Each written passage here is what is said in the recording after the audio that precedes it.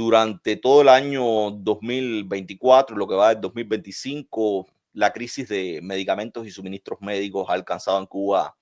niveles sin precedentes. La prensa oficialista también ha tenido que reconocer precisamente esa crisis de medicamentos. Cuando usted ve que la prensa oficialista reconoce fenómenos de ese tipo, es un indicativo de que el fenómeno no se puede ocultar y ha alcanzado ribetes importantísimos. Este texto que les estoy compartiendo, el titular que les estoy compartiendo, es de hoy del periódico Escambray, que es el periódico provincial de Santi Espíritu. Y este texto yo creo que es un ejercicio de sinceridad al modo de la propaganda del Partido Comunista, y es un texto que habla de que en la actualidad en Santi Espíritu la Dirección Provincial de Salud ha reconocido que solamente el 50% de eso que el régimen cubano llama cuadro básico de medicamentos que necesita la gente hoy está cubierto en esa provincia. Y hablan de aproximadamente el 50%, y a mí lo que me parece es que el uso del adverbio de modo aproximadamente es un indicativo de que en Santi Espíritu y por transitividad en la mayoría de los locales del país no hay, como decimos los cubanos, ni dónde amarrar la chiva, porque cuando usted ve que no ofrecen números y está viendo el uso de un adverbio que habla de cercanía, que habla de aproximación, evidentemente es mucho menos del 50% la cobertura de medicamentos que puede haber ahora mismo en Santi Espíritu. Escambray también habla de una crisis generalizada que se manifiesta, según ellos, en colas larguísimas, y habla también de que uno de los pacientes más afectados son los pacientes oncológicos, o sea, los pacientes enfermos de cáncer, entre otras cosas porque no hay reactivos para los estudios que se necesitan de relativos a anatomía patológica, que son todos estos estudios que tienen que ver con las biopsias, con el análisis de estos tejidos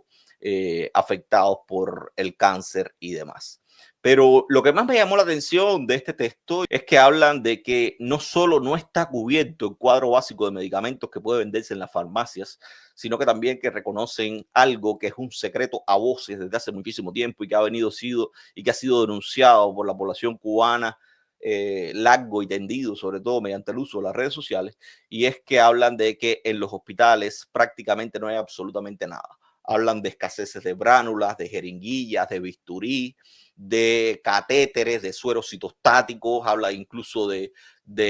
sondas, pero habla también de la escasez de medicamentos, y habla y hace una distinción, aunque muy solapada, y hace una distinción y dice que no solo faltan los medicamentos importados, sino que también faltan los medicamentos de producción nacional. Hablan de la existencia también de un mercado informal de medicamentos. Un mercado informal de medicamentos que yo creo, por un lado, que ha sido la salvaguarda de muchísima gente en Cuba, que hoy también reconoce que donde único se pueden acceder a ciertos y determinados medicamentos es en la MIPYME de la esquina, es en el revendedor de la esquina, que entre otras cosas, y a eso le ha hecho la guerra también el régimen cubano, o al menos ha tratado de hacerle la guerra desde el punto de vista propagandístico, ese sistema alternativo o ese mercado alternativo de medicamentos se sostiene a partir de una medida que tomó el régimen cubano cuando la pandemia, y es liberalizar la importación de alimentos y medicinas. Esa es una medida que hay que recordar que el régimen cubano después de la pandemia había estado renovando cada 6 meses, o sea, cada 6 meses emitían una resolución para extender por 6 meses más esa decisión de eliminar las exenciones arancelarias en materia de medicamentos y medicinas siempre y cuando los trajera en maletines o en envases diferentes al resto de sus misceláneas. Y después, con el paso del tiempo, empezaron a hablar de que la gente estaba explotando esa medida, de que la gente estaba utilizando esas medidas para comercializar este tipo de productos, y empezaron a hablar de decomisos, empezaron a hablar,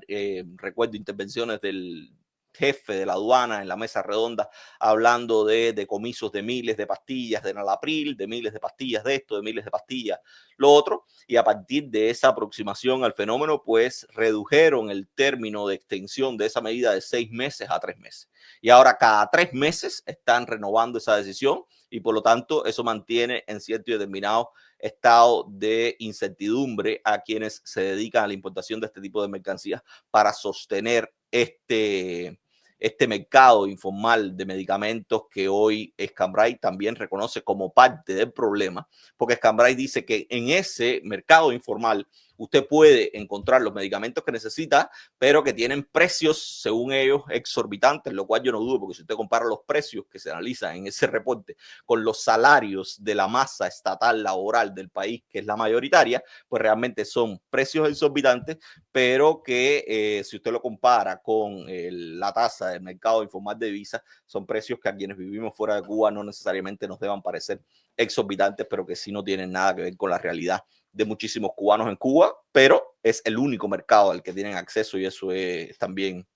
muy claro y muy reconocible. Hablan, por ejemplo, que la amoxicilina o este antibiótico en suspensión lo puede encontrar en ese mercado informal en 700 pesos, el Rosefin lo puede encontrar a 650, la cefalexina 550 pesos moneda nacional. Estoy haciendo memoria, creo que me llamó la atención del metocarbamol, porque yo tomaba mucho metocarbamol en Cuba, a 500 pesos. Y estamos hablando de una tira del medicamento, o sea, estamos hablando de 12 pastillas, 10, 12 pastillas, eso es lo que estamos hablando. También hablan de óvulos de metronidazol con nistatina, que lo utilizan mucho las mujeres. Habla de que 5 unidades de esos medicamentos del mercado informal cuestan 600 pesos. Y habla también de cremas dermatológicas que están en el orden de los 800, 900 pesos. Y yo les digo que estos pueden resultar precios realmente escandalosos si usted lo compara con el salario estatal cubano. Si usted dice, bueno, la pensión media en Cuba, la pensión mínima en Cuba, o sea, la pensión de un asistenciado es 1.523 pesos. Usted dice 1.523 pesos y una crema dermatológica me cuesta 900 pesos. Es realmente incomparable, ¿no? No hay ninguna comparación. Pero la comparación en ese sentido es que ese es el único mercado, además un mercado no sostenido por el Estado, porque el Estado ha reconocido ser incapaz de sostener un mercado alternativo y subvencionado de medicamentos, pero además si usted compara ese precio de medicamento y después dice cuánto cuesta un cartón de huevo, ahí empiezan ese tipo de comparaciones que hacen de la realidad cubana una realidad que va más allá de lo real maravilloso americano y que es única y exclusivamente la expresión del desastre en que se ha convertido ese país o que han convertido a ese país a lo largo de más de 6 décadas. Pero sobre todo me llamó muchísimo la atención porque habla este reporte de Stanbright, habla que no solo se venden medicamentos en Cuba, y eso lo sabíamos también por reportes de prensa. Hoy estamos hablando de que se venden también en Cuba los implementos necesarios para operaciones ortopédicas, como por ejemplo prótesis de cadera. Hoy sabemos que hay muchísima gente, sobre todo personas de la tercera edad, que se caen y a veces se fracturan la cadera y tiene que ser operado y esa cadera tiene que serle repuesta. Y hoy están hablando de que en Santi Espíritus al menos una prótesis de cadera en el mercado informal o este mercado alternativo de medicamentos está en el orden de los 60,000 pesos. Pero también he escuchado que en otros mercados alternativos en la zona donde yo soy, en Cienfuegos, en Santa Clara, una prótesis de cadera de ese tipo que usted puede comprar en la Candonga Santa Clareña puede llegarle a costar hasta 80,000 pesos una sola prótesis de cadera. Pero esa es la realidad de Cuba. Y más que nada, yo creo que lo peor que hace este reporte es reconocer también que para ellos lo más preocupante es que circula lo que ellos llamaron en el reporte un rumor persistente sobre pagos informales o discrecionales que algunas personas tienen que realizar para acceder a ciertos servicios médicos como por ejemplo tratamientos de radioterapia.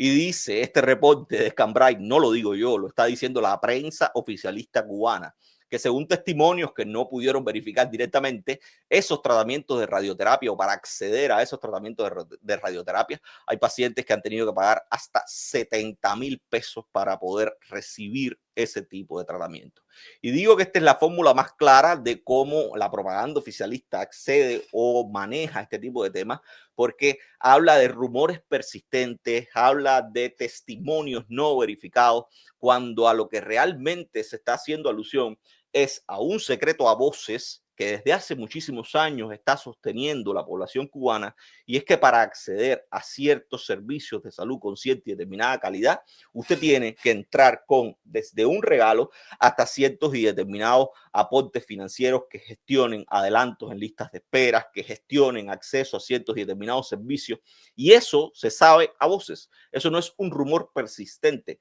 eso es un secreto a voces. Esa es esa realidad que no es ajena al cubano y que no se puede esconder. Y no se puede esconder ni tan siquiera por una prensa que debe obediencia a una fuerza política que es la que sostiene ese sistema.